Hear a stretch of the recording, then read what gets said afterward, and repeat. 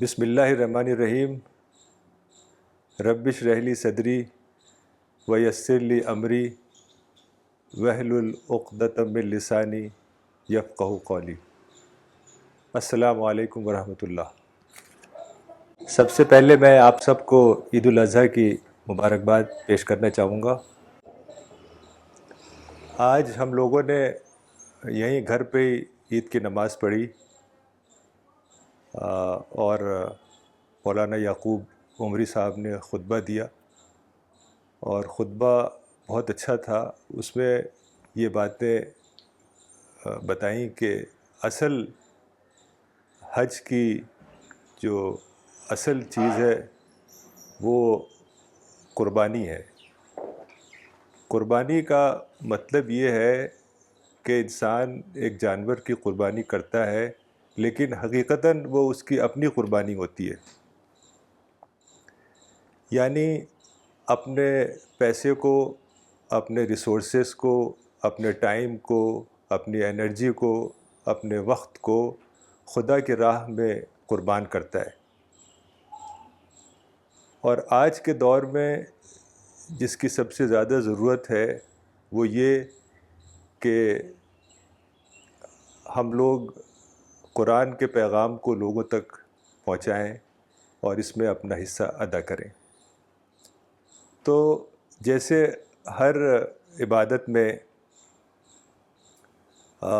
Form ہوتا ہے اور اسپرٹ ہوتی ہے، جیسے حج میں بھی ایک فارم ہے اور ایک اسپرٹ ہے۔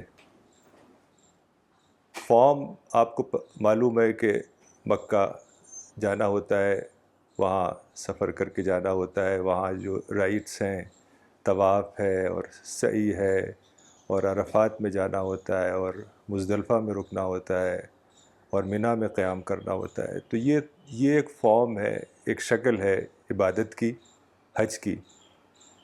لیکن جو حج کی اصل اسپرٹ ہے وہ یہی ہے کہ اپنے اندر قربانی کا مزاج پیدا کرنا، تاکہ آپ وہ کام کر سکیں جو حضرت ابراہیم علیہ السلام اور حضرت ابراہیم علیہ السلام کی فیملی نے کیا تھا۔ تو مولانا کا بھی جو زور رہا وہ اسپرٹ پہ ہی رہا۔ مولانا کی کتاب حقیقت حج جس کا عنوان ہے، وہ بھی حج کی اسپرٹ کو بیان کرتا ہے۔ تو یہی سب سے اہم چیز ہے۔ اسپرٹ کیا ہے اس کو بھی مولانا نے بہت اچھی طرح واضح کیا ہے۔ دراصل اسپرٹ ہے اپنے اندر معرفت کو جگانا، گہری معرفت کو اپنے اندر جگانا، اور اس کے لیے مولانا نے جو بتایا ہے ہم سب کو طریقہ، وہ یہ ہے کہ خدا کی نشانیوں پر غور و فکر، یعنی جو چیزیں آپ دیکھتے ہیں اس پہ غور و فکر، چاہے چھوٹی سی چھوٹی چیز ہو یا بڑی سی بڑی چیز ہو، بلکہ پوری کائنات خدا کی نشانیوں کا ایک مظہر ہے۔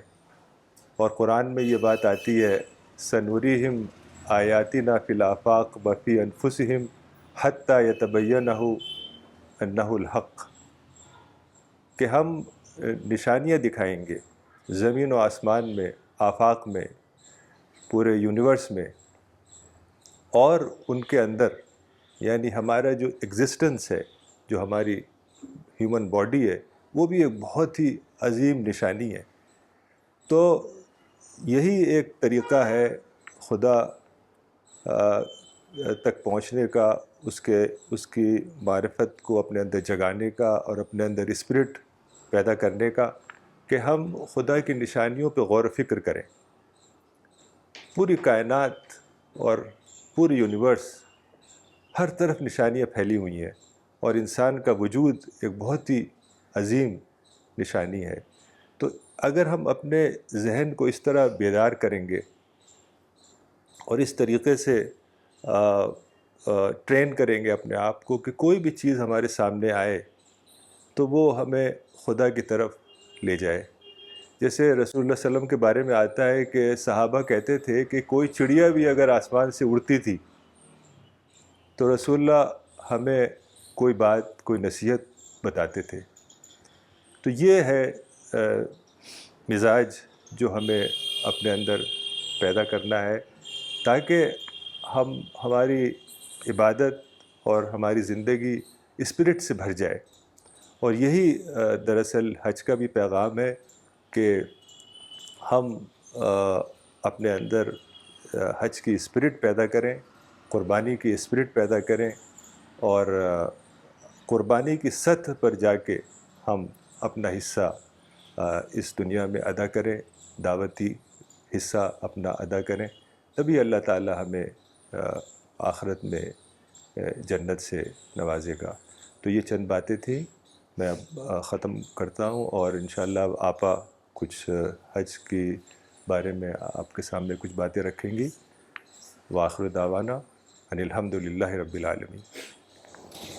بسم اللہ الرحمن الرحیم۔ السلام علیکم ورحمۃ اللہ۔ ابھی ڈاکٹر ثانی اسنان نے جو حج پر بات کی اس میں یہی بتایا ہے کہ سب سے بڑی چیز جو ہم کو اپنے اندر پیدا کرنا ہے وہ اسپرٹ ہے، حج کی اسپرٹ، تمام عبادات کی اسپرٹ، اور یہی سب سے زیادہ جو ہے اسپرٹ ابھارنے کا کام مولانا صاحب نے ہم لوگوں کو بتایا ہے۔ کیونکہ ہم لوگ عبادات بس صرف اس کے ظاہری فارم کے طور پر کرتے تھے، قرآن پڑھا بغیر ترجمے کے، بغیر تفسیر کے، ایسی نماز پڑھی، بس اس کو رسم ادا کر لیا۔ تو ایسے ہی لوگ حج کا بھی رسم ادا کرتے ہیں، دعائیں بالکل اس طرح کر لیتے ہیں جیسے یاد کر لیا، اس کو دعائیں پڑھتے رہنا ہے، اس کے معنی نہ مطلب کچھ سمجھنا نہیں ہے، اور خاص طور پر اپنی زندگی میں کیسے اس کو اپلائی کرنا ہے یہ نہیں سمجھتے تھے لوگ۔ تو یہی بات جو ہے جو مولانا صاحب کی کتابوں سے ہم نے سمجھا ہے، سیکھا ہے کہ کس طریقے سے ایک ایک بات کو ہم اپنی زندگی میں اپلائی کریں۔ جو ساری عبادات ہیں وہ ہماری اپنی زندگی میں انقلاب لانے کے لیے ہیں، اسپریچول انقلاب۔ تو حج چونکہ سب سے بڑی عبادت ہے، حج کو افضل العبادہ کہا گیا ہے، تو حج جو ہے وہ اس میں خاص بات یہ ہے کہ یہ دعوی ورک کا ریہرسل ہے۔ سب سے بڑے دائی تھے وہ حضرت ابراہیم تھے، دائی اکبر ان کو کہا جاتا ہے۔ انہوں نے اپنی پوری زندگی دعوی ورک میں گزاری، اور اس کے لیے مسلسل وہ سفر میں رہتے تھے۔ تو ان کے ذریعے سے اللہ تعالیٰ نے ایک انٹرنیشنل دعوی ورک پلان کیا، کیونکہ پہلے یہ ہوتا تھا کہ جو انبیاء آتے تھے وہ اپنے علاقے میں، آس پاس کی علاقوں میں دعوی ورک کرتے تھے، لیکن یہ حضرت ابراہیم نے باقاعدہ سفر کیے، اور اس وقت کی جو آباد دنیا تھی، مصر، شام، فلسطین، تو وہاں سب گھوم گھوم کر وہ دعوی ورک کرتے تھے۔ لیکن وہ زمانہ ایسا تھا کہ بت پرستی عام تھی، مذاہب پرستی عام تھی، تو لوگوں کو توحید کا دین سمجھ میں نہیں آتا تھا، تو لوگ فالو نہیں کرتے تھے۔ بہت ہی کم لوگ ملتے تھے جو انبیاء کو فالو کرتے تھے۔ تو اور بہت جلد ایسا ہوتا تھا کہ وہ ساری جو انبیاء کی تعلیمات جو ہیں وہ مٹ جاتی تھیں، بھول جاتے تھے لوگ، تو دوبارہ اللہ تعالیٰ کو ایک نیا نبی بھیجنا ہوتا تھا۔ تو اسی لیے اللہ تعالیٰ نے حضرت ابراہیم کے ذریعے سے ایک ایسی پلاننگ کی، بہت ہی دور رس پلاننگ۔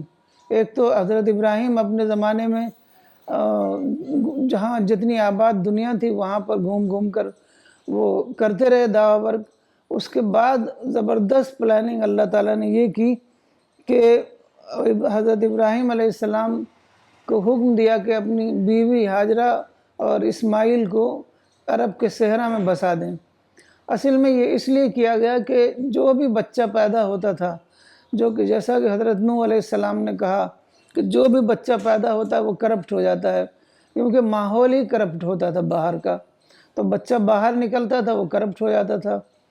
تو اس لیے صحرا میں ایک نسل بنانے کا پلان اللہ تعالیٰ نے کیا، اور اس کے لیے حضرت ہاجرہ نے بہت بڑی قربانی دی، اکیلے صحرا میں جہاں کے نہ کھانا نہ پانی نہ آدم نہ آدمزاد، وہاں کوئی بھی نہیں تھا، وہاں پر وہ اکیلی رہیں۔ اس کے بعد اللہ تعالیٰ نے سب انتظام کیا، لیکن اس وقت تو انہوں نے اتنی ہمت دکھائی، خدا پر اتنا ٹرسٹ دکھایا کہ انہوں نے وہاں رہنے کے لیے راضی ہوئیں۔ تو ایک بار صحابہ نے پوچھا رسول اللہ صلی اللہ علیہ وسلم سے، ما ہذہ الاضاحی یا رسول اللہ، یہ قربانی کیا ہے؟ تو رسول اللہ صلی اللہ علیہ وسلم نے کہا، یہ تمہارے باپ ابراہیم، یعنی ابراہیم اینسسٹر پرافٹ ہیں، تمہارے باپ ابراہیم کی سنت ہے۔ تو حضرت ابراہیم علیہ السلام جو ہیں وہ 4000 سال پہلے عراق میں پیدا ہوئے۔ عراق کا ایک ار جو وہاں کا کیپٹل تھا، تو وہاں پر پیدا ہوئے، اور وہاں انہوں نے تمام پوری کوشش کی دین توحید کو لوگوں تک پہنچانے کی، لیکن عوام سے لے کر کے بادشاہ تک سب مخالف ہو گئے۔ خود حضرت ابراہیم کے والد جو آزر، وہ بت، ان کے ہاں تو خود بت بنتا تھا، تو وہ مخالف ہو گئے۔ ان کو یہ لگتا تھا کہ ایک خدا کو ماننے سے تو ہماری ساری کاروبار ٹھپ ہو جائے گا۔ اور جو بادشاہ تھا نمرود، اس زمانے میں جو بادشاہ ہوتے تھے وہ یہ کہتے تھے عوام سے کہ میں ہی خدا ہوں۔ تو اس طریقے سے وہ اپنی لیجیٹیمیسی بناتے تھے عوام کے اندر کہ وہ اس قابل ہیں کہ ان کو حکومت کریں تمہارے اوپر۔ تو اس طریقے سے انہوں نے جب سارے لوگ مخالف ہو گئے، تو اس کے بعد یہاں تک ہوا کہ ان کو آگ میں ڈال دیا گیا۔ پھر اللہ تعالیٰ نے آگ کو ٹھنڈا کر دیا، اور پھر اس کے بعد وہ جو ہیں انہوں نے عراق کو چھوڑ دیا۔ عراق کو چھوڑنے کے بعد پھر وہ وہاں گئے، شام، فلسطین اور مصر، ہر جگہ جاتے تھے، اور ان کو دین کا پیغام، توحید کا پیغام لوگوں تک پہنچاتے تھے۔ اصل میں اللہ تعالیٰ چاہتا تھا کہ توحید کے بل پر، توحید مطلب بیسڈ آن توحید، ایک ایسا انقلاب آئے جو پوری دنیا تک پہنچے۔ لیکن انقلاب لانے کے لیے بہت بڑی ایک ٹیم کی درکار تھی، اور ٹیم ملتی نہیں تھی پیغمبروں کو، کیونکہ لوگ ساتھ نہیں دیتے تھے۔ تو اس لیے یہ پلان اللہ تعالیٰ نے بنایا کہ ایک ایسی نسل بنائی جائے جو فطرت کے ماحول میں اور پورے طریقے سے ہر برائیوں سے پاک۔ تو فطرت کے ماحول میں ان کے اندر بہت زبردست صلاحیت تھی، ان کے وہ بہادر تھے، وہ جفاکش تھے، وہ جھوٹ نہیں بولتے تھے، وہ وعدہ خلافی نہیں کرتے تھے، اور جو سب سے بڑی بات جو مولانا صاحب نے لکھی ہے وہ ہے کہ میرٹ پر وہ پہچان سکتے تھے سچائی کو، حق کو۔ تو ایک رسول اللہ صلی اللہ علیہ وسلم سے ایک بار ملتے، چند ورسز قرآن کی ان کو سنائی جاتی اور وہ پہچان لیتے کہ یہ حق ہے، اور اسی وقت اسلام میں داخل ہو جاتے۔ تو اس طریقے سے ایک پوری ٹیم، 2500 سال لگے اس میں، لیکن ایک پوری ٹیم کھڑی ہو گئی۔ اور یہی لوگ تھے جنہوں نے حضرت رسول اللہ صلی اللہ علیہ وسلم کا، کیونکہ آپ آخری پیغمبر تھے تو آپ کو ایک بہت بڑی ٹیم درکار تھی جو ساری دنیا میں آپ کے پیغام کو پھیلائے۔ تو اس طریقے سے اللہ تعالیٰ نے آپ کے لیے ٹیم کا انتظام کیا، اور ان لوگوں نے زبردست طریقے سے قربانیاں دے کر کے دین کو ساری دنیا میں پہنچایا۔ جب رسول اللہ صلی اللہ علیہ وسلم نے حجۃ الوداع کیا تھا، اس وقت آپ نے کہا تھا کہ ہر آدمی جو یہاں جس نے میرا پیغام کو سنا ہے وہ دوسروں تک پہنچا دے۔ تو وہ لوگ اتنے زبردست تھے کہ اسی وقت کہا جاتا ہے کہ اپنا سواری لے کر کے جہاں سواری کھڑی ہوئی تھی اسی طرف، اسی ڈائریکشن میں وہ نکل گئے۔ آج جو ایک بہت بڑی ایک آباد مسلم دنیا ہے، مسلم ورلڈ جو ہے، وہ انہی لوگوں کی محنتوں سے، ان کے بعد تابعین اور تبع تابعین کی محنتوں سے وجود میں آئی۔ تو ان لوگوں نے ہر طرح کی قربانی دی، اور یہی قربانی جو تھی، یہی اسپرٹ تھی حضرت ابراہیم کے دعویٰ ورک کی، حج کی، یہی اسپرٹ قربانی ہے۔ تو اس طریقے سے ہم جو ہیں جب حج کرتے ہیں یا جب عید میں قربانی کرتے ہیں، تو وہ اسپرٹ جو ہے وہ ریوائیو کرتے ہیں۔ تو حج کرنے کے لیے گھر سے نکلنا پڑتا ہے، تو وہ حضرت ابراہیم علیہ السلام کی پورے جو مناسک ہیں وہ حضرت ابراہیم علیہ السلام کی زندگی، جو دعویٰ مشن کے لیے جو انہوں نے زندگی جیا تھا، اس کی وہ یادگار ہیں۔ تو سب سے پہلے وہ گھر سے نکلے، وطن چھوڑا، تو اسی طریقے سے حاجی جو ہے وہ وطن چھوڑتا ہے اور اس عزم کے ساتھ کہ وہ اللہ تعالیٰ کے راستے میں جا رہا ہے، اللہ کے گھر جا رہا ہے، اور وہاں اپنے آپ کو خدا کے دین کے لیے وقف کرنے جا رہا ہے۔ تو احرام جو ہے وہ سادہ زندگی کی مشق ہے کہ کس طریقے سے جب ہم ایک مشن میں لگیں گے تو ہم کو سادہ زندگی پر قناعت کرنی پڑے گی، کیونکہ اگر ہم نے سادہ زندگی اختیار نہیں کی تو ہم پرتکلفات میں جو ہے اسی میں ہم اپنا سارا پیسہ، سارا وقت اسی میں خرچ کریں گے۔ تو اس لیے سادہ زندگی جو احرام ہے وہ سادہ زندگی کی علامت ہے۔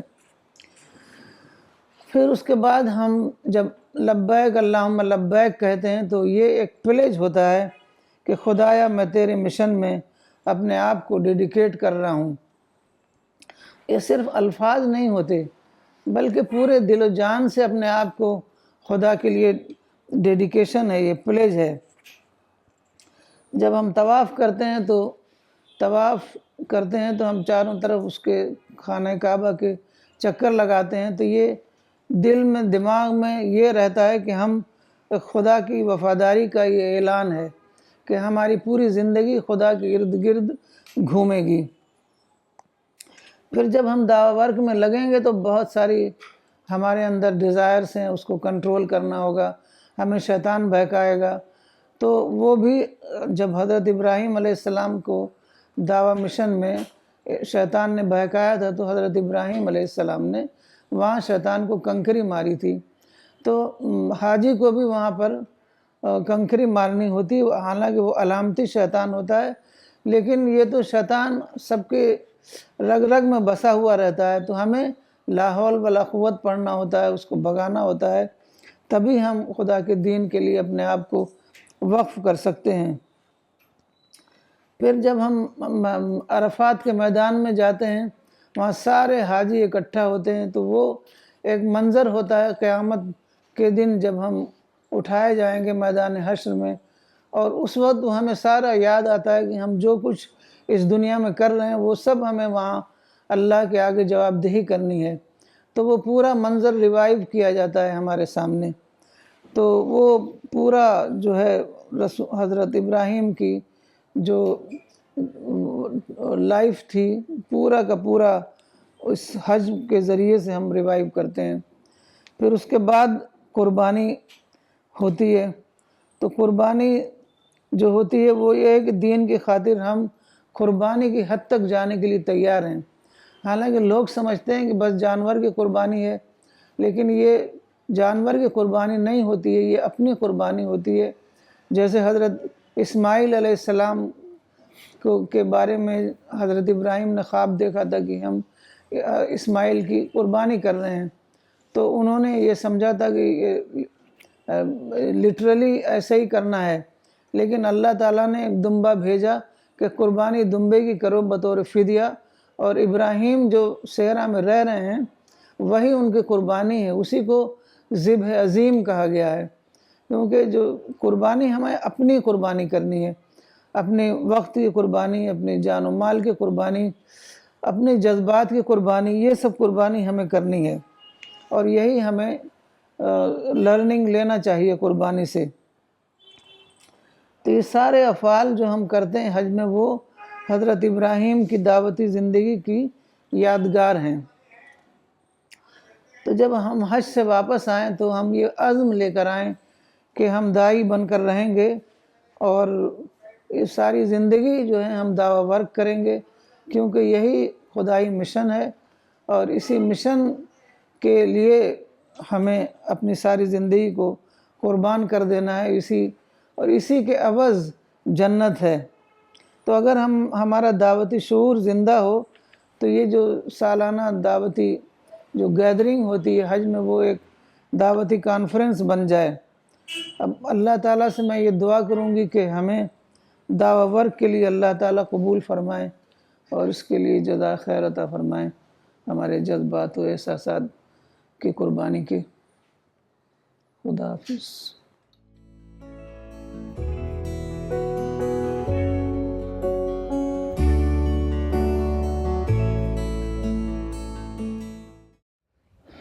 मैं मोहम्मद याकूब उमरी।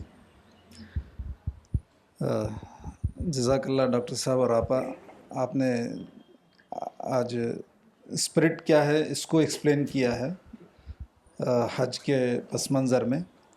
तो उसमें ख़ास तौर से जो इन्ना सलाती व नुसुकी व महयाया व ममाती लिल्लाहि रब्बिल आलमीन, तो इसको जिस तरह एक्सप्लेन किया है कि सारे रिसोर्सेस को खुदा के लिए कुर्बान कर देना, इस्तेमाल करना, अपना टाइम, अपना पैसा, अपने कॉन्टैक्ट, सब कुछ।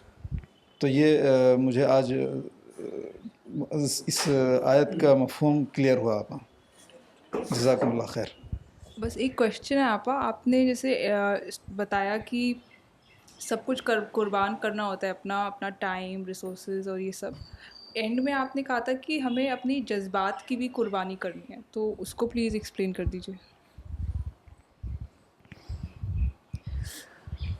जज्बात और एहसासात जो हैं हमारे, हम कंफर्ट और लग्जरी में जीना चाहते हैं, हर तरह की आसाइशें चाहते हैं और इतने सख्त हालात हम नहीं चाहते, क्योंकि इंसान एक आइडियल ज़िंदगी चाहता है। तो वो जज्बात सबके अंदर होते हैं, लेकिन वो ये जानना चाहिए कि ये दुनिया जो है ये आइडियल पाने के लिए नहीं है, बल्कि इस दुनिया में हम अपना आजमाइश के लिए आए हैं। तो ये हमारी बहुत बड़ी आजमाइश है कि हम अपने आप को, अपने रिसोर्सेज को, अपनी सब कुछ खुदा के लिए कुर्बान करें। जब खुदा के लिए कुर्बान करेंगे तब उसके एवज़ में हमें आखिरत में एक ऐसी दुनिया मिलेगी, एक आइडियल वर्ल्ड जिसके लिए हम हमेशा चाहते हैं आइडियल वर्ल्ड पाना। तो वो हमें आखिरत में मिलेगी और उसी को मिलेगी जो इस दुनिया में अल्लाह के लिए जिया और अल्लाह के लिए मरा।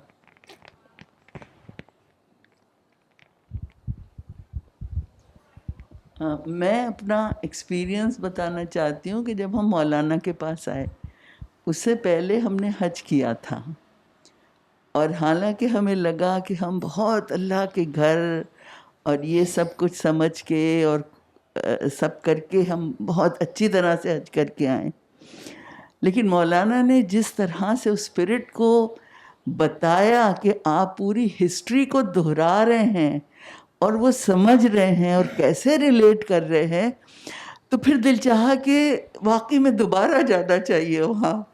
और फिर हम उम्रे के लिए गए और फिर इस स्पिरिट से वो वाकई में जो उन्होंने पूरी हिस्ट्री समझाई थी वो ऐसी इंटरनलाइज हुई। हालांकि अब भी लगता है कि हमें बहुत सीखना है, लेकिन वो फिर जाके जो देखा उससे बहुत ही डिफरेंट एक्सपीरियंस हुआ। तो मौलाना जो स्पिरिट की बात करते थे वो वाकई में, और अब भी जब उनकी कोई भी वीडियो सुनो, सब कुछ सुनो, तो इतनी लर्निंग है और ऐसा लगता है कि मौलाना अभी हमारे बीच में है। मैं आज पहली बार आई हूँ मौलाना के जाने के बाद इस कमरे में, और ऐसे मौलाना लग रहा है इधर बैठे हैं और सब बता रहे हैं। तो अल्लाह का शुक्र है कि मौलाना ने हम लोगों की स्पिरिट को जगाया है, और अब भी हम वाकई में जो वो स्पिरिट चाहते थे कितनी हद तक हम अपने को सेक्रीफाइस कर पा रहे हैं, नहीं लगता कि हम पूरी तरह से कर पा रहे हैं। तो अल्लाह हमें इस बात का और तौफीक दे कि हम बहुत समझ के हर चीज़ कर सके। जज़ाकल्लाह।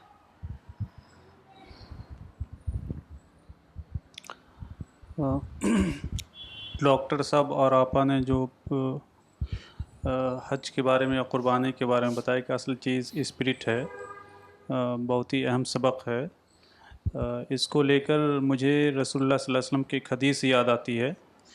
वो हदीस है कि रसूलुल्लाह सल्लल्लाहु अलैहि वसल्लम जब ग़ज़वे तबूक से वापस आ रहे थे तो जाने के वक्त कुछ लोग आए थे रसूलुल्लाह सल्लल्लाहु अलैहि वसल्लम के पास, और उन्होंने कहा था कि आप हमारे लिए इंतज़ाम कर दिए ताकि हम भी चलें, क्योंकि वो गरीब लोग थे और दूर का सफ़र था, तो ऐसे तो पैदल नहीं जाया जा सकता था। तो रसूलुल्लाह सल्लल्लाहु अलैहि वसल्लम ने उस वक्त कहा हमारे पास कुछ नहीं है। उस वक्त वो लोग ऐसे वापस हुए थे गोया कि उसका सब कुछ लुट गया हो, रोते हुए वापस हुए थे। तो रसूलुल्लाह सल्लल्लाहु अलैहि वसल्लम जब तबूक से वापस आ रहे थे तो उस वक्त आपने कहा था इन्ना बिल मदीनति लरिजालन मा सिरतुम मसीरन वला क़तअतुम वादियन इल्ला कानू माअकुम हबिसहुमुल मरज़ व फ़ी रिवायतिन हबिसहुमुल उज़्र व फ़ी रिवायतिन इल्ला शरकुकुम फ़िल अज्र, कि मदीना में कुछ लोग हैं, तुम जो भी रास्ता इख्तियार करते हो, जो भी वादी तुम लोग तय करते हो, वो तुम्हारे साथ हैं। उनको मरज़ या एक्सक्यूज़ उज़्र ने उसको रोक दिया है और वो तुम्हारे साथ अज्र में शरीक हैं। वो लोग तबूक में नहीं गए, लेकिन उनकी नीयत स्पिरिट पूरी वहाँ जाने की थी। इस वजह से अल्लाह ताला ने उनको भी उस सवाब में शरीक किया। तो ये स्पिरिट असल चीज़ है जिसकी बुनियाद पर आदमी की इबादत को, आदमी के अमल को अल्लाह ताला कबूल करता है। तो यही चीज़ हज के मामले में भी है, यही क़ुरबानी के मामले में भी है और यही दावत के मामले में भी है। बस अल्लाह ताला से दुआ है कि अल्लाह ताला हमारी स्पिरिट को ज़िंदा रखें।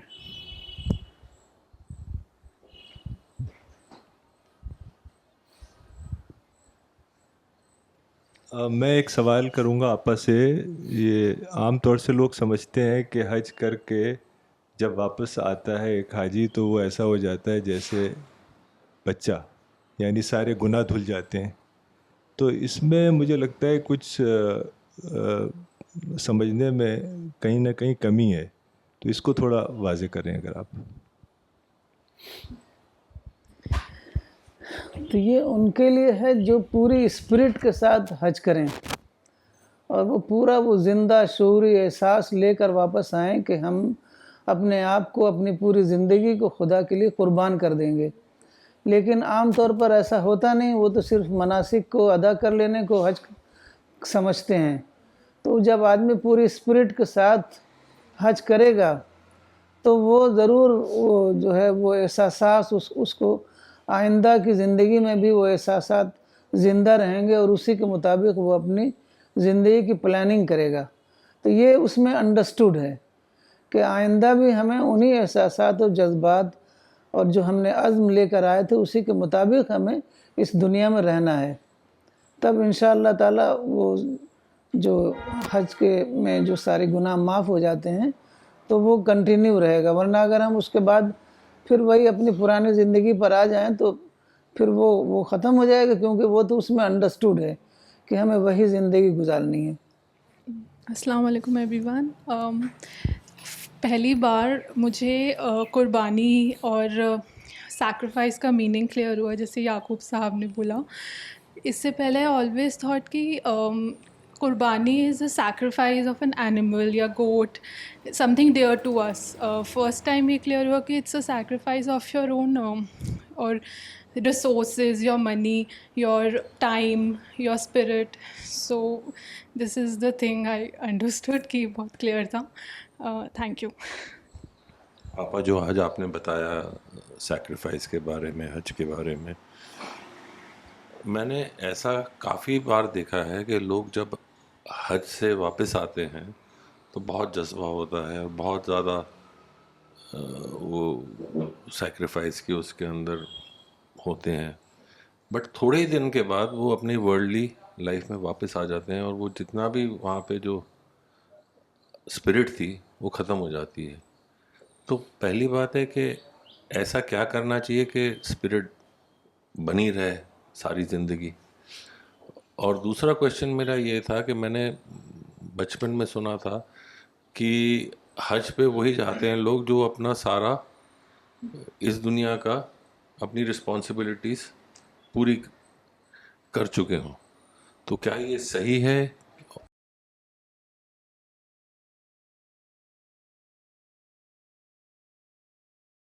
तो जो पहली बात जो आपने कही कि लोग जो हैं वो हज के बाद जब वापस आते हैं तो कुछ दिनों तक तो वो उन एहसासात और जज्बात में जीते हैं, फिर धीरे धीरे भूल जाते हैं। तो ये तो बात है, दुनिया बहुत ही ज़्यादा अट्रैक्टिव है, आदमी दुनिया में खो जाता है। तो हमें वो पूरा जो लाइफ स्टाइल को बरकरार रखना पड़ेगा। मिसाल के तौर पर सादा ज़िंदगी, जो मौलाना की सादा ज़िंदगी थी, और हर मामले में गौर व फिक्र करना بہت زیادہ خدا سے دعا کرنا، قرآن کو سمجھ کر پڑھنا، اور اپنی زندگی کا، ہماری زندگی کا مقصد کیا ہے، اللہ تعالیٰ نے ہمیں اس دنیا میں کیوں پیدا کیا ہے، تو یہ مسلسل غور و فکر کرنا پڑے گا۔ اگر ہم غور و فکر نہیں کریں گے تو پھر وہ تو بھول جائیں گے، جب ہم دن بھر کی باتیں، جب ہم رات کو سوتے ہیں تو سب بھول جاتا ہے، تو اس کو ریوائیو تو کرنا ہی پڑتا ہے، تو اس کو ہم ریوائیو کریں گے اور وہی زندگی جئیں گے، تب ہمیں وہ باتیں سب یاد رہیں گی، اور اس کے مطابق ہم جو ہے وہ اپنی اس کا پورا فائدہ اٹھا پائیں گے۔ تو آپ کا کہنے کا مطلب یہ ہے کہ ریوائول کے لیے ہمیں سادہ زندگی جینی ہوگی اور اپنی جو عام زندگی جو ہم پہلے جی رہے تھے اس کو چھوڑنا پڑے گا۔ سادہ زندگی کا مقصد مطلب یہ ہے کہ ضرورت کی حد تک مجھے تو یہی سمجھ میں آتا ہے کہ جو مولانا کی زندگی تھی انہوں نے سب کچھ کیا۔ سادہ زندگی میں کوئی رکاوٹ نہیں ہے، وہ ہم کو دھیرے دھیرے سمجھ میں آ جاتا ہے کہ سادہ زندگی سے ڈسٹریکشن نہیں ہوتا، اور باقی جو دوسری زندگی ہوتی ہے اس میں بہت ڈسٹریکشن ہے۔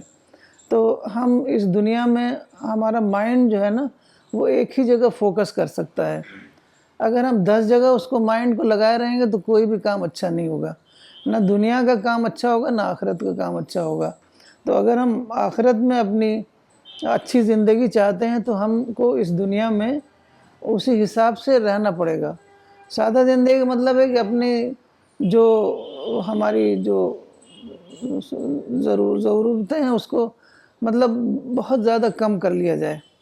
ضروری نہیں ہے، جیسے خاص طور پر لیڈیز کا کہوں گی کہ وہ شاپنگ بہت کرتی ہیں، ہاں بس بہت کپڑے ہوتے ہیں، ضرورت نہیں شاپنگ کی، لیکن اس کے بعد بھی وہ شاپنگ کرتی ہیں، جہاں کوئی ان کو نئی چیز ملی خرید لیتی ہیں، تو اس کی ضرورت نہیں ہے۔ سادہ زندگی یہ مطلب نہیں ہے کہ ہم کو زندگی جینے میں کوئی بہت دقت ہو جائے گی، ایسا نہیں ہے، لیکن سادہ زندگی کی وجہ سے ہمیں بہت ٹائم ملے گا، اس دینداری والی زندگی اپنانے کے لیے ہمیں بہت ٹائم مل جائے گا۔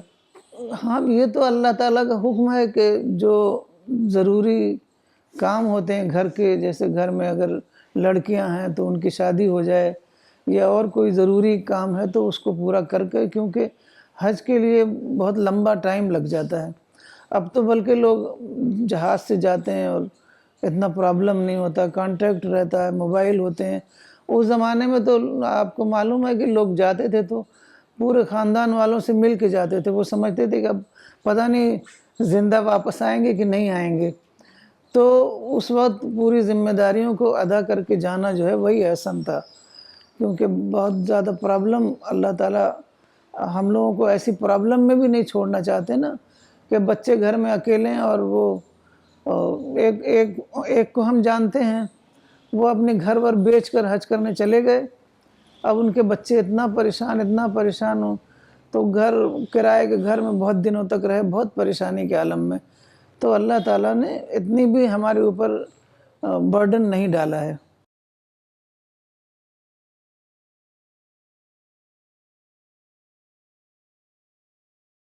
Appa, I've understood the importance of simple living for dawa work, and through Maulana, God has made us realize the importance of dawa work and given us such a important big mission to take forward.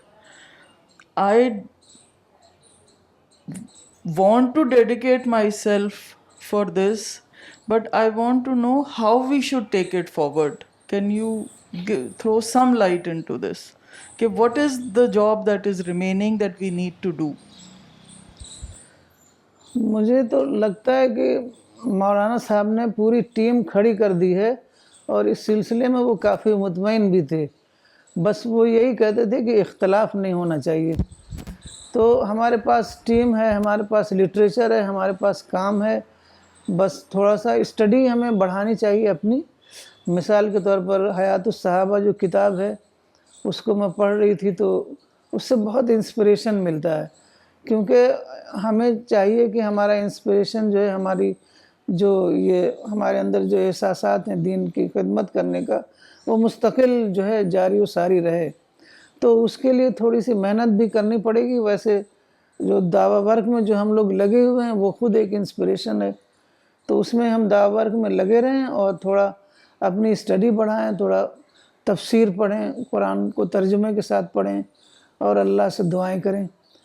دعائیں کرنے سے بہت زیادہ inspiration ملتا ہے. کل میں بہت سوچ رہی تھی کہ میں کیسے بولنا ہے، کیا کرنا ہے، کچھ سمجھ میں نہیں آ رہا ہے. بہت دعا کیا میں نے، تو خواب میں دیکھا کہ جیسے کوئی بہت ہی اچھا سا جیسے قہوہ ہوتا ہے وہ کوئی لا کے میرے لیے لے کر آیا ہے. پھر دیکھا کہ کوئی دودھ لے کر آیا ہے، تو میں نے کہا یہ شاید اسپریچول پراویژن ہے. تو یہ دعا سے ہوتا ہے. جہاں بھی آپ لوگوں کو لگے کہ ہمارے اندر کوئی جذبات میں، احساسات میں، دین کی خدمت میں کمی ہو رہی ہے، تو وہاں آپ دعا کریے. دعا سے سارا جو ہے کمپنسیٹ ہوگا انشاءاللہ.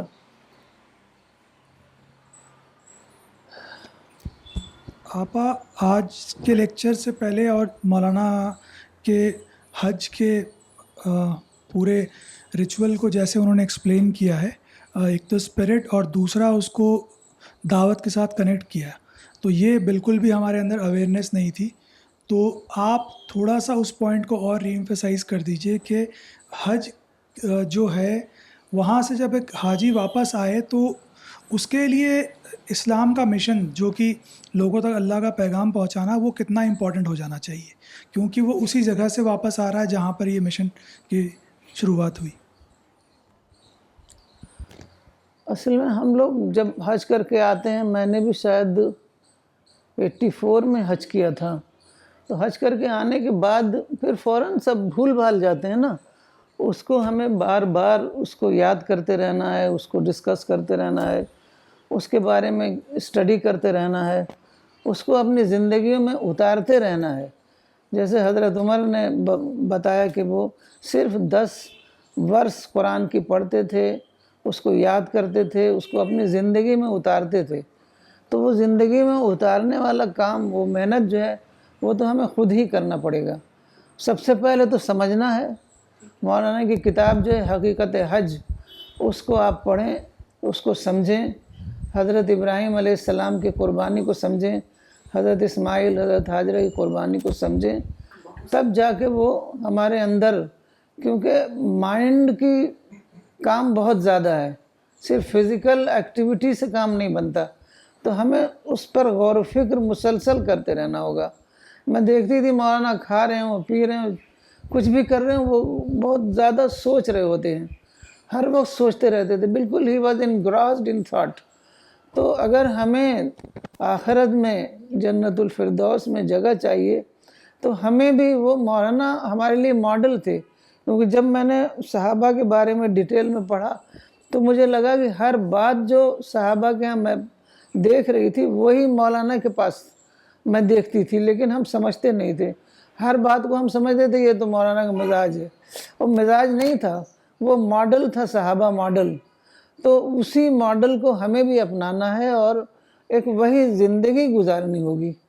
نہیں تو ہم جب رات کو جب سوتے ہیں نا تو ہمارا ساری جو دماغ میں جو باتیں ہوتی ہیں وہ انکانشس میں چلی جاتی ہیں. تو انکانشس میں جانے کے بعد وہ پھر وہ اس طریقے سے اس میں زندہ شعور میں نہیں رہتی ہے.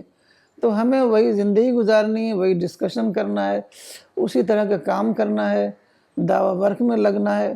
وہ روزانہ اس کو ہم کو زندہ کرتے رہنا ہے، اس شعور کو. آج ڈاکٹر صاحب کا میسیج سنا، پھر آپا کا سنا، تو دونوں نے جیسے یہ کہا کہ حج کے لیے نکلنا پڑتا ہے گھر سے. حج کا لٹرل میننگ بھی یہی ہے کہ to attend for a journey. تو مجھے یہ بھی یاد آ رہا ہے کہ مولانا نے ایک باری کہا تھا، ایک بہت اچھی بات کہی تھی کہ جب کوئی انسان اپنے گھر سے صرف اللہ کے خاطر نکلتا ہے تو فرشتے اس کے ساتھ تب تک رہتے ہیں جب تک وہ اپنا پورا کام ختم کر کے حفاظت سے گھر واپس نہ پہنچ جائے. میں نے یہ دیکھا ہے کہ اپنی پروفیشنل لائف کی وجہ سے بھی کہ I have seen wealthiest of the wealthiest people, and people who have reached to the top, the CEOs level, industrialist interactions रहे, लेकिन मैंने ऑब्ज़र्व करा कि किसी के भी अंदर वो सुकून नहीं है. ये बहुत अजीब बात है कि हम लोग जब दाव वर्क करते हैं, घर से निकलते हैं दाव वर्क के लिए, तो मौलाना ने जो हम लोगों को टारगेट दिया है, जो एक लाइफ लॉन्ग टारगेट दिया है, उसमें बहुत ही अजीब सा सुकून है. बहुत सेंस ऑफ पर्पस लगता है कि हमारी ज़िंदगी में एक बहुत अहम मकसद है, और ये मकसद तब तक पूरा नहीं होगा जब तक हम अपनी पूरी ज़िंदगी उस काम में उसमें ना लगा दें. मौलाना ने कहा था एक बारी कि एक मुस्लिम की आइडेंटिटी उसके दाई होने से इस्टेब्लिश्ड होती है. शायद इसीलिए सुकून भी है कि हम लोग जब दावा वर्क करते हैं तो वो हमारी इनर पर्सनालिटी से कंफर्म करता है. इसीलिए इंसान को बनाया गया है कि वो अल्लाह की हम्द करता रहे, अल्लाह के बारे में लोगों को बताता रहे, और यही मिशन मौलाना ने खड़ा किया है. तो नगमा आपा का भी जो सवाल था, और भी लोगों का सवाल था हज से वापसी का, कुल मिला के मैंने यही समझा कि हमें मिल के जो है अल्लाह का पैगाम लोगों तक पहुंचाना है. और मैं यही दुआ करता हूं कि अल्लाह ताला हम सब CPS मेंबर्स के दिलों को जोड़ के रखे दुनिया भर में जो हैं, और हम सब उस काम को अंजाम दें जिसके लिए हम उठे हैं, जिसके लिए हम खड़े हुए हैं. और अल्लाह ताला से ये दुआ है कि हम आखिरत में मौलाना के साथ मिल के अल्लाह का दीदार करें इंशाअल्लाह.